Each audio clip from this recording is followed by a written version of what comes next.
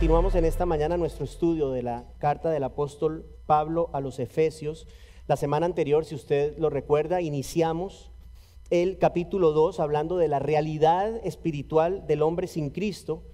Vimos que toda persona que no ha sido redimida por Dios permanece en una condición de muerte espiritual, totalmente ajena a las cosas del Señor, consumida por el sistema de este mundo, que según argumentamos la semana pasada es un sistema antagónico a los valores, a las prioridades, a los deseos que el Señor aprueba. Vimos que detrás de este sistema del mundo hay un poder, ¿recuerda? Alguien que opera, y dijimos que, o vimos que es el príncipe de la potestad del aire, así lo llama Pablo. El espíritu que ahora opera en los hijos de desobediencia, es decir, tiene nombre propio, es Satanás. Eso fue lo que vimos la semana anterior, y suficiente información como para meditar por un instante respecto de la gravedad de la condición del hombre sin Cristo. ¿Qué dice Pablo? Que toda persona que no conoce al Señor Jesús está muerta en sus delitos y en sus pecados. Está a merced de este oscuro poder de Satanás,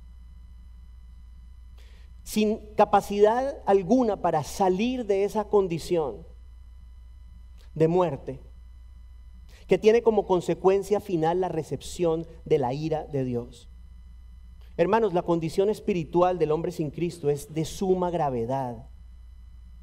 No solamente está incapacitado para volverse a Dios por efecto de estar muerto espiritualmente, pero está inmerso en un sistema que le hace pensar que no tiene necesidad de Dios. Eso es parte de lo que presenta el mundo. Somos autosuficientes, no necesitamos del Señor, todo está bien. La realidad del hombre sin Cristo es sinónimo de desesperanza.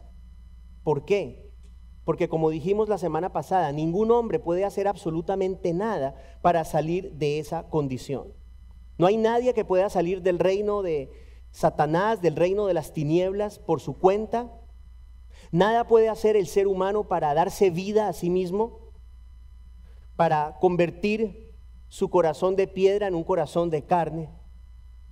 Nada, absolutamente nada.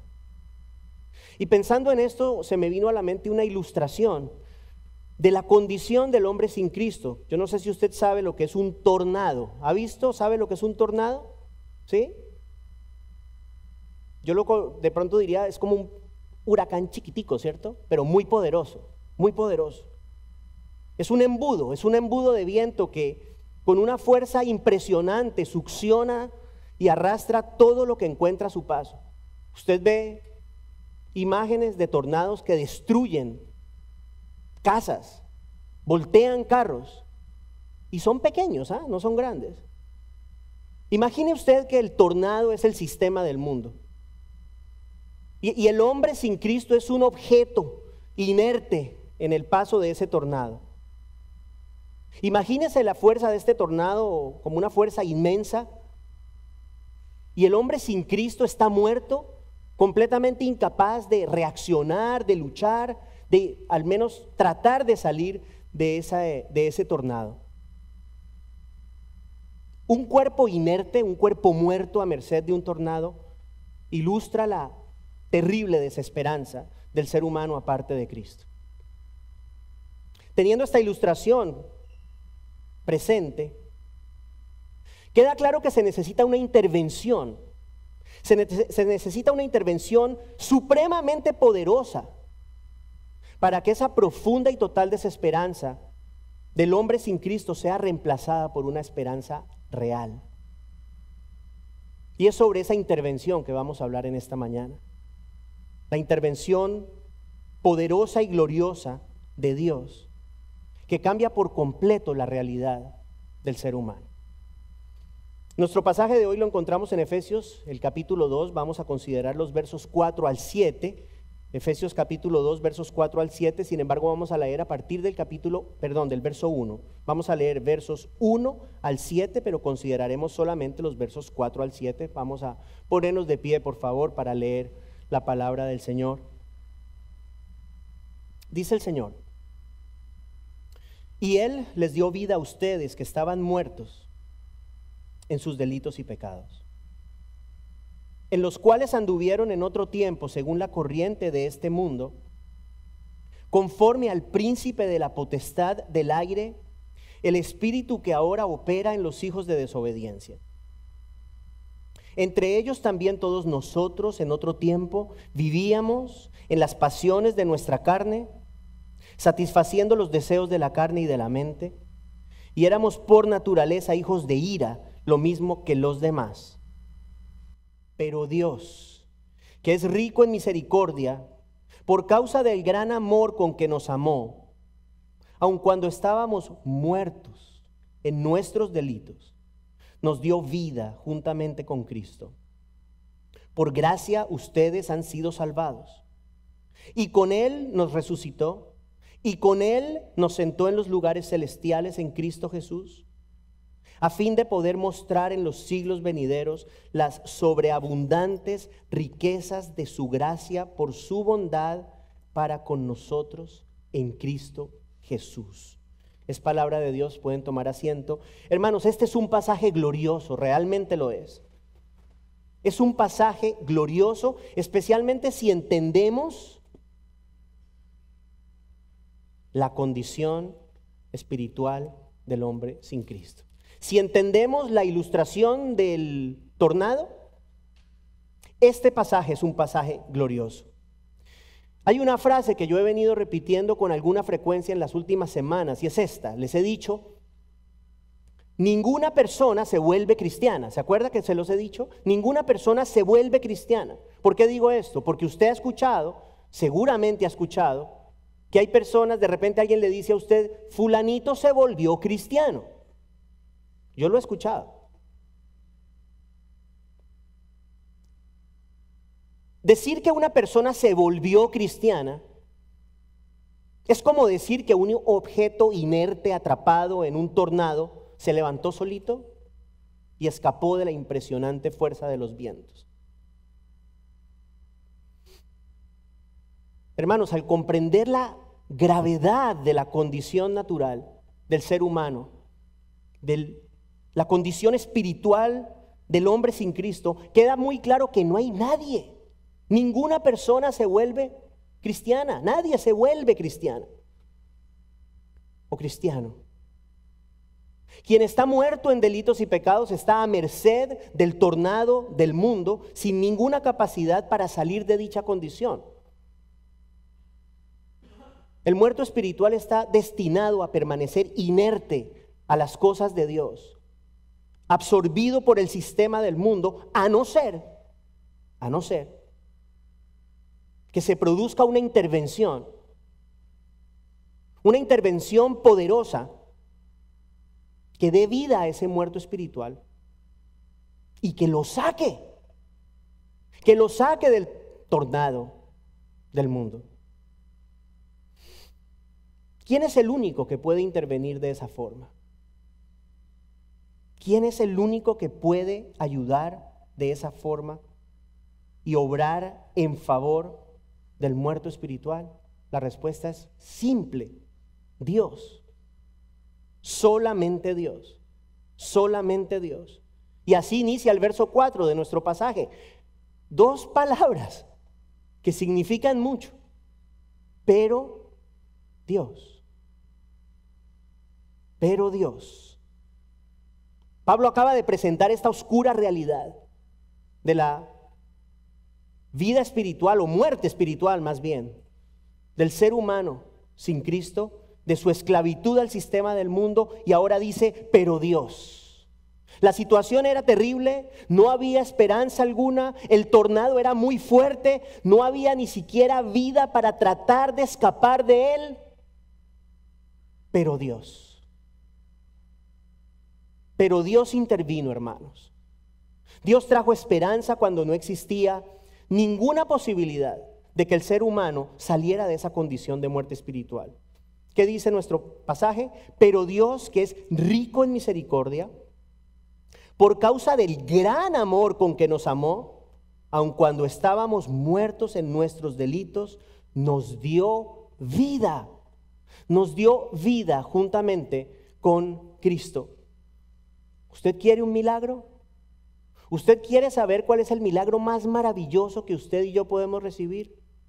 Que estábamos muertos en nuestros delitos y pecados y Dios nos ha dado vida. Ese es el mayor regalo. Ese es el mayor milagro. El Señor interviene para impartir aliento de vida espiritual a individuos que están muertos en sus pecados. Pablo inicia presentando un elemento de la naturaleza de Dios que es necesario para que podamos recibir esa vida. Habla de su misericordia. Y no simplemente dice que Dios es misericordioso, pero dice que es rico en misericordia. Rico en misericordia. La misericordia de Dios es abundante, no es un poquito, es abundante. El Señor es rico en misericordia, posee en sí mismo una misericordia tan grande, escúcheme, que le permite tener compasión de nosotros. Hoy vamos a ver cosas muy interesantes. El poder solo no es suficiente. Puede tener el poder, pero si no tiene la compasión para salvarnos, ese poder no estaría aplicado a nosotros. Pero no, Dios tiene una compasión, una misericordia tan grande que lo llevó a actuar en favor nuestro. Adicionalmente, Pablo afirma aquí en este pasaje que es por causa, dice, del gran amor con que nos amó, que Dios nos dio vida. ¿Usted ha pensado en el gran amor de Dios? Obviamente, usted sabe muy seguramente Juan 3:16, lo hemos dicho muchas veces. El verso más conocido, más famoso de la Biblia, habla del amor de Dios, de tanto amor Dios al mundo, la forma como Dios amó al mundo, de tal forma, con tanta profundidad que dio a su único hijo. Que dio a su único hijo para que todo el que cree en él no se pierda. En otras palabras, no se muera eternamente, mas tenga vida eterna. O sea, ¿qué vemos aquí? Dios nos da vida como un acto de amor. Dios nos da vida como un acto de amor. Vemos dos elementos, la misericordia y el amor de Dios, que se unen para darnos vida. Es necesaria una gran misericordia y un gran amor para que haya una motivación para aplicar ese poder a gente como usted y como yo. Ahorita vamos a hablar de eso. Le repito, el poder en sí mismo no hubiese sido suficiente. Se necesita una motivación. Y la motivación tiene que ser muy grande cuando usted considera quiénes somos sin Cristo. Se necesita gran misericordia. Se necesita un gran amor para salvar a personas indignas que viven en una constante rebelión contra Dios. ¿Cuál es el punto, hermanos? Dios nos cubrió con su abundante misericordia, con su grandioso amor. Escúcheme, lo dice en el pasaje, aun cuando estábamos muertos en nuestros delitos. ¿Qué es importante de esto que estamos viendo? Que es claro, muy claro, que ninguna persona recibe la vida de Dios por mérito propio. Nadie merece que Dios le imparta aliento de vida espiritual. Usted no lo merece, yo no lo merezco. Escuche lo que le voy a decir. Nosotros hemos recibido la vida de Dios, escúcheme, no gracias a nosotros, pero a pesar de nosotros. A pesar de nosotros.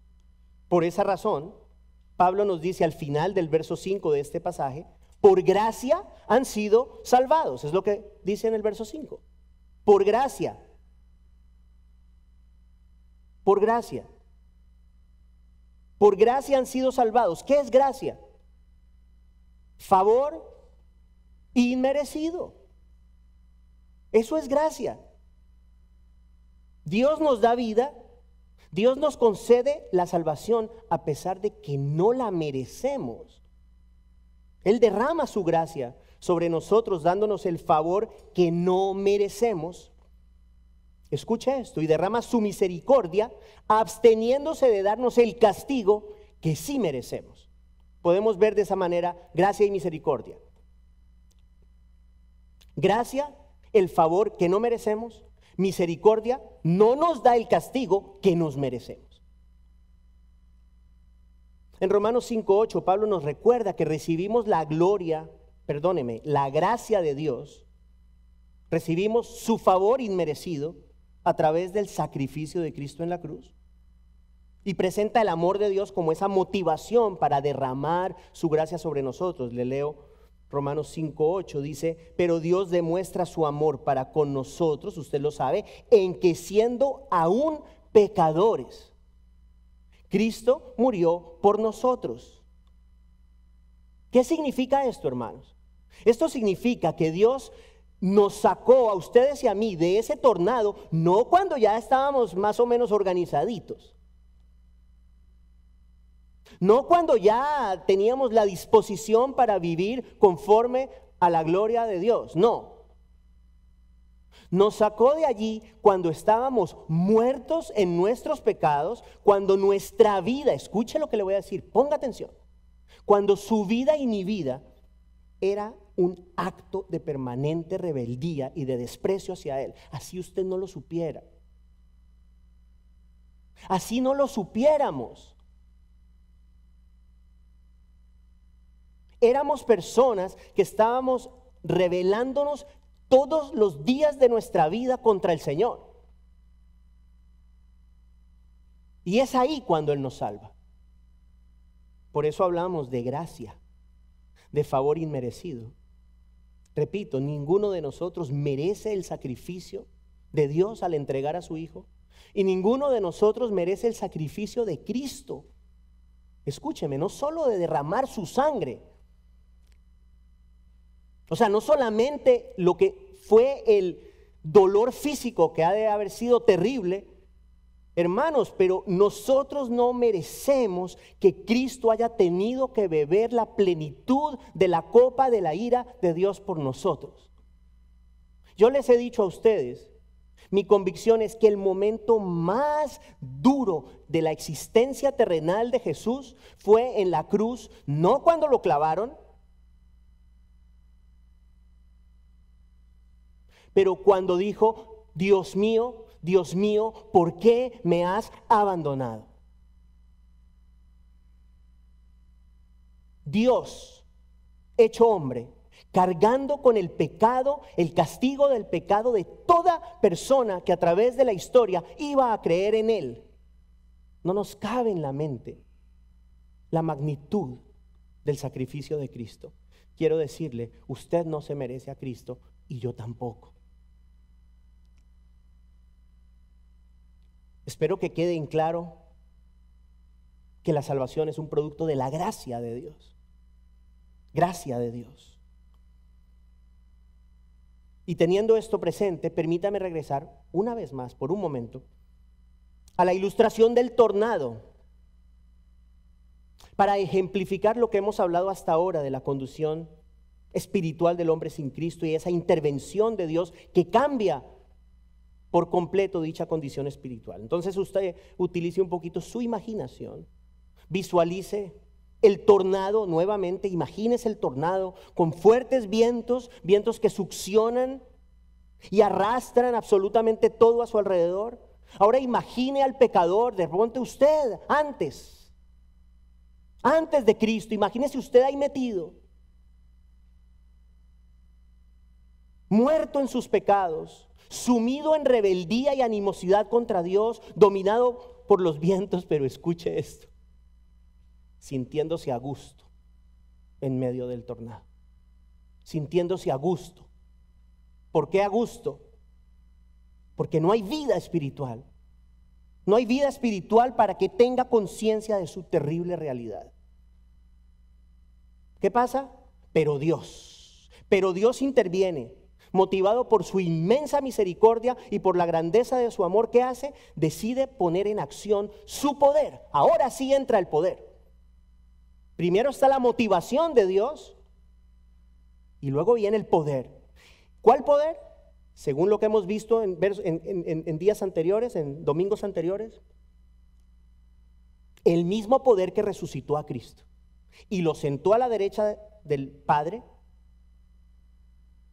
Ese mismo poder da vida al pecador y lo rescata del poder del tornado, es decir, del dominio de Satanás, del sistema del mundo. ¿Usted cree, le hago la pregunta, usted cree que un muerto espiritual puede salir de allí solo? ¿Usted cree que es posible que ante una fuerza de esas algo inerte pueda hacer algo? La respuesta es claro que no. Y yo espero que esta ilustración nos ayude a entender por qué nadie se vuelve cristiano. Nadie se vuelve cristiano porque se necesita el poder infinito de Dios, sumado a una abundante misericordia y a un grandioso amor para producir un cristiano. Hermanos, el cristiano es una obra de Dios, una obra. Es una nueva creación, según Pablo en 2 Corintios 5. El cristiano era un cadáver espiritual que ahora ha recibido la vida de Dios. Eso es un cristiano. Un cristiano es un individuo que ha pasado de muerte a vida. Escúcheme, ser cristiano no es cambiar de religión. Ser cristiano no es asistir a una iglesia en particular. Ser cristiano ni siquiera es tratar de seguir ciertas directrices y ajustarse a ciertos patrones de comportamiento. No estoy diciendo que no debemos vivir conforme a la palabra de Dios. Claro que sí, pero vivimos conforme a la palabra de Dios porque somos cristianos. Como resultado de... Lo que le quiero decir es que ser cristiano, si vamos a definir, ¿qué es ser cristiano? ¿Qué es ser cristiano en esencia? Es simple y llanamente el resultado de la intervención de Dios en el corazón humano. Eso es ser cristiano. Eso es ser cristiano.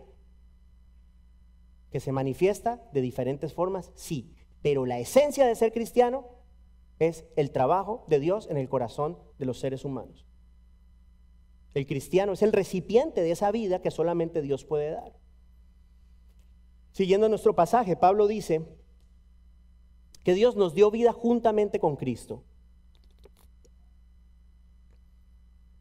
Y dice, y con Él nos resucitó y con Él nos sentó en los lugares celestiales en Cristo Jesús. Lo dijimos hace un rato, el poder que resucitó a Cristo y el poder que exaltó a Cristo es aplicado a nosotros los creyentes. ¿Qué significa? Que el creyente ya tiene vida espiritual, no es que la va a tener, ya la tiene.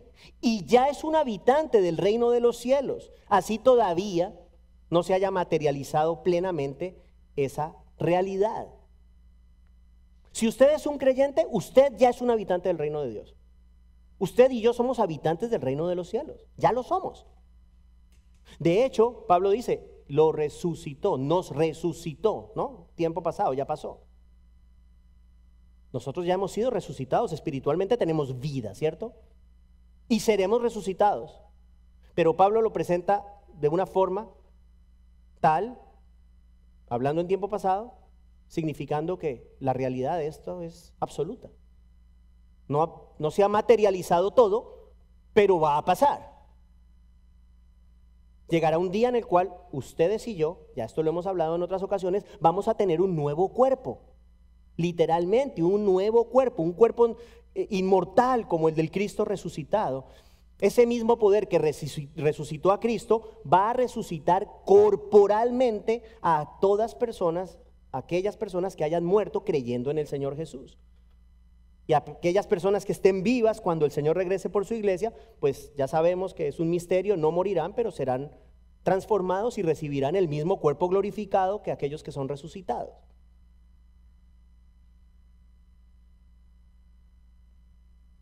¿Cuál es el futuro? Bueno, vamos a vivir eternamente en los lugares celestiales. Piensa en los lugares celestiales como el cielo. el dominio de Dios, los lugares celestiales, el dominio de Dios. Allí estaremos junto con Cristo, habiendo heredado junto con Él toda la gloria eterna. Es lo que dice Pablo, ¿no? Somos coherederos con Cristo de la gloria venidera. Y esta es una realidad totalmente cierta. La realidad presente y la realidad futura nuestra son igualmente ciertas. El pasaje termina expresando la razón primaria por la cual Dios nos concede la salvación.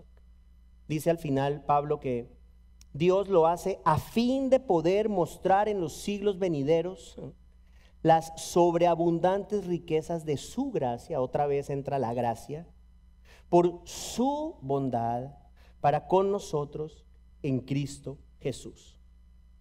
Escuche esto. ¿Qué aprendemos de esto? Dios nos salva principalmente, primeramente, para exhibir, para mostrar su infinita gracia y bondad por siempre. ¿Cómo vamos a ver esto? El día que estemos en la eternidad, ojalá todos estemos allá, ¿cierto? Y cuando estemos allá, no va a haber una persona, ni siquiera una, que pueda decir, yo llegué aquí, yo entré aquí por mi propia cuenta. Nadie. Nadie podrá decir que recibió la vida eterna por su propio mérito. Cada uno de nosotros y cada persona que esté en la eternidad con Cristo, cada uno va a ser un testimonio vivo de la gracia y la gloria de Dios. Todos. ¿Se da cuenta? Dios nos salva primeramente para su gloria, para mostrar su gracia. Todos seremos ejemplos vivos de la gracia de Dios. Todos seremos antiguos cadáveres espirituales que un día recibimos vida eterna por medio del sacrificio de Cristo en la cruz. El punto es que su salvación y mi salvación va a traer una gloria perpetua al Señor. Dios va a ser glorificado eternamente a través de cada persona que reciba la vida eterna. Yo no sé cuántos serán, pero han de ser bastantes, creo yo, si pensamos en toda la historia de la humanidad, ¿cierto? Usted sabe que las personas que vivieron antes de Cristo, bueno, son salvas a través de la fe en Dios, ¿cierto? Siempre ha sido por medio de la fe y obviamente desde que vino el Señor Jesucristo hasta que regrese y todas las personas que crean en Él, supongo yo que serán millones y millones de personas, ¿cierto? Bueno, cada una de esas personas, la salvación de cada una de esas personas será un testimonio de la gracia de Dios. Cada uno de nosotros. Termino considerando algo que vemos en los dos pasajes, el de la semana anterior y el de esta semana. En otras palabras, desde el verso 1 al verso 7. Si usted lee el pasaje completo va a ver que hay un contraste. Hay un contraste muy claro entre nosotros y Dios. En esos 7 versos, nosotros somos descritos como, escuche, muertos en delitos y pecados, hijos de desobediencia. Somos presentados como personas que vivíamos en las pasiones de nuestra carne, satisfaciendo los deseos de la carne y de la mente, personas que por naturaleza éramos hijos de ira. Eso es lo que dice de nosotros este pasaje. Luego, con respecto a Dios, el pasaje habla de una manera muy distinta. El Señor es presentado como un Dios, como vimos hoy, rico en misericordia, un Dios que nos amó con gran amor, un Dios que nos dio vida, un Dios que nos resucitó, que nos sentó en los lugares celestiales, un Dios que muestra las sobreabundantes riquezas de su gracia por su bondad para con nosotros. Yo no sé si usted nota la diferencia. Hay una diferencia muy marcada entre la santidad, hermosura, bondad de Dios y la realidad del hombre sin Cristo. Este contraste nos permite ver algo de la grandeza de la gracia de Dios al darnos vida espiritual. Repito,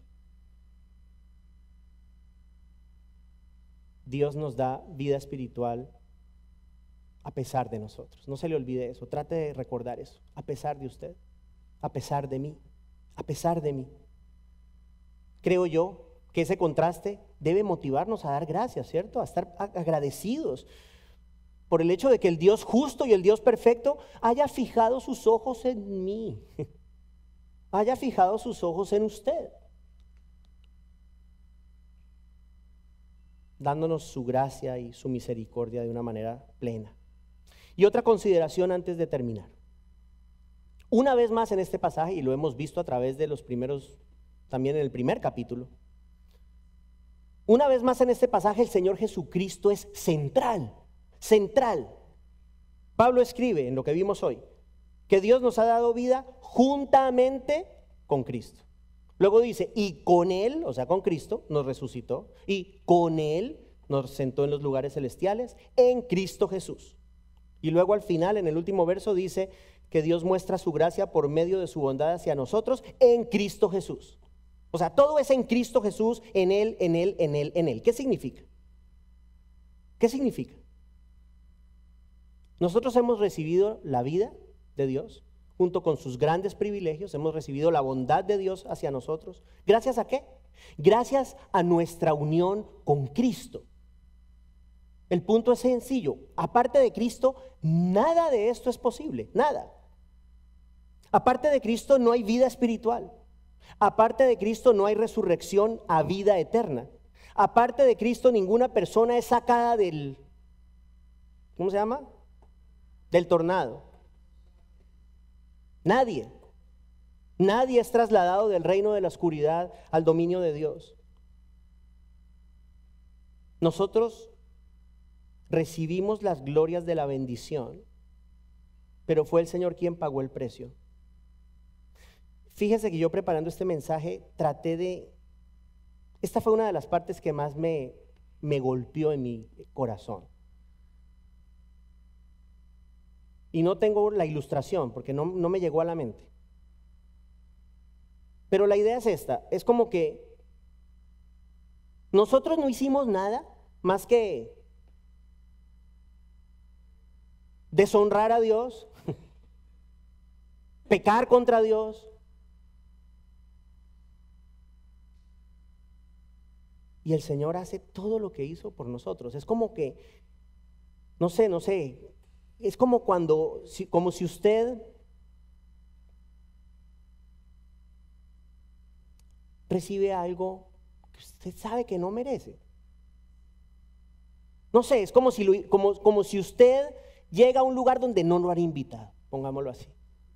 Da una sensación como de, o sea, gracias por invitarme, pero yo no había sido invitado acá. Es como que Cristo hizo todo y resulta que yo estoy sentadito en los lugares celestiales al lado de Él, pero yo no hice nada. O sea, sí hice, deshonrar a Dios, eso fue lo que hice. Espero poder transmitir lo que quiero decir. Estamos de alguna manera, a tú con Cristo, recibiendo las glorias de Cristo. Pero el que murió fue Él. A usted no lo clavaron, a mí tampoco. Usted no recibió el castigo del pecado por todas las personas que creerían en Él, yo tampoco. Fue Él el que pagó el precio. Fue Él quien, según Filipenses 2, escuche, se despojó a sí mismo, tomando forma de siervo, haciéndose semejante a los hombres, y hallándose en forma de hombre, se humilló Él mismo, haciéndose obediente hasta la muerte y muerte de cruz. Yo no hice nada, hermanos. Usted tampoco.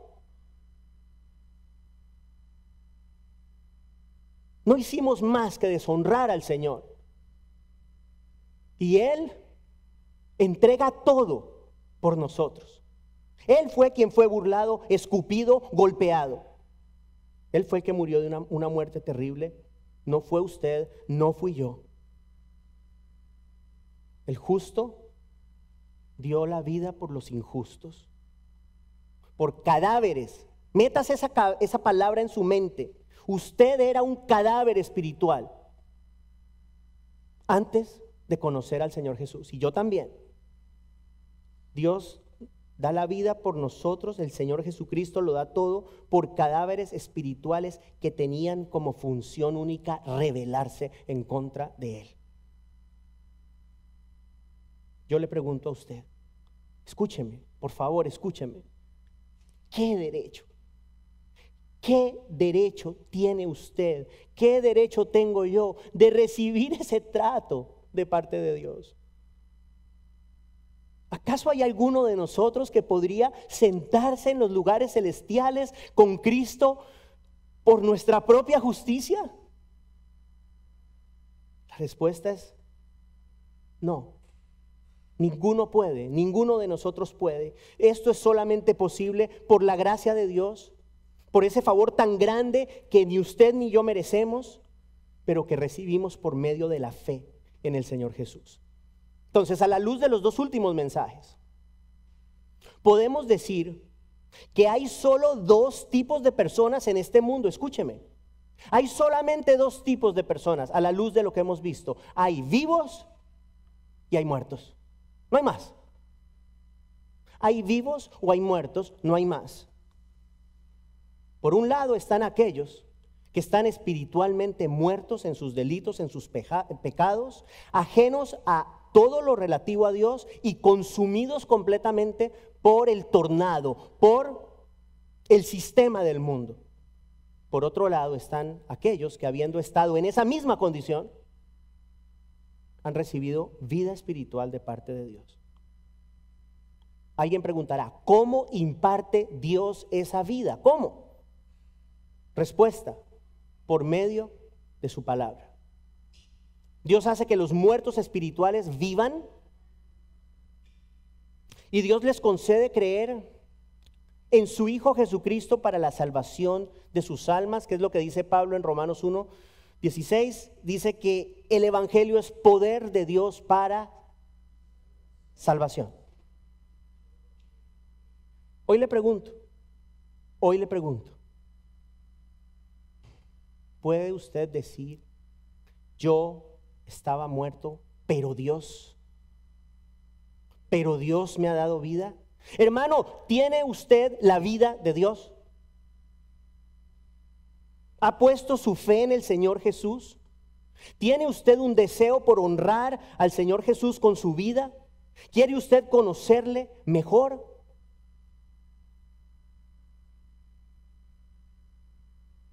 La humanidad estaba perdida, pero Dios nos da vida eterna por medio de Jesús. No había salida al tornado, no había salida a nuestra condición de muerte espiritual. Pero Dios cambió esa realidad y nos da vida a través de la fe en su Hijo. ¿Qué dice la Biblia? Hoy es el día de la salvación. En medio de ese implacable tornado del mundo, Dios tiene el poder y Dios tiene el amor y la misericordia necesaria para sacarlo a usted del tornado del mundo y darle vida eterna. ¿Qué hacer? Pídale al Señor que perdone sus pecados. Tratamos de decirlo semanalmente. Entregue su vida al Señor Jesús. Reciba hoy la vida eterna. Mañana no sabemos, ¿cierto? No sabemos. Mañana no sabemos si vamos a estar acá. Hermanos, a veces tenemos la idea equivocada de que si de repente somos jóvenes, que si de repente tenemos salud,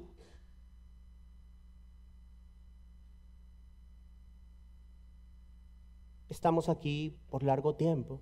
Usted no sabe. Hoy es el día de la salvación, porque el próximo domingo podemos no estar vivos. Mañana hoy más tarde. Entregue su vida al Señor. Crea en el nombre del Señor Jesucristo. A todos los que lo recibieron, aquellos que creyeron en su nombre, les dio el derecho de ser llamados hijos de Dios. Y a quienes creemos en el Señor Jesús, yo les digo, demos gracias. Demos gracias al Señor por derramar tan abundante gracia, tan abundante amor y por desplegar ese maravilloso poder en favor nuestro. Gracias por el favor que ninguno de nosotros merece, hermanos. Unámonos para darle gracias al Señor por habernos dado vida cuando estábamos muertos en nuestros delitos y pecados. Oremos. Damos gracias, Señor. Damos gracias a ti por esa intervención divina. Pero Dios, solamente tú tienes el poder, solamente tú tienes la misericordia, el amor necesarios para sacar a las personas de ese torbellino implacable e impartir vida espiritual. Señor, gracias por todos aquellos a quienes nos has dado esa vida, porque nosotros también estábamos muertos en nuestros delitos y pecados, pero tú interveniste en nuestro favor. Señor, oramos por aquellas personas que aún siguen siendo arrastradas sin darse cuenta por el torbellino del mundo. Señor, danos una carga por esas personas. Ayúdanos, cada uno de nosotros como iglesia, a tener compasión de esas personas, a tener misericordia de esas personas. Si bien nosotros no tenemos el poder para salvarlas, Señor, danos la misericordia necesaria para poder compartirles de ti. Danos la compasión suficiente y el amor suficiente para que estemos motivados a compartir con otras personas el Evangelio, la verdad salvadora de Cristo. Y que parte de eso sea invitar personas, hermanos.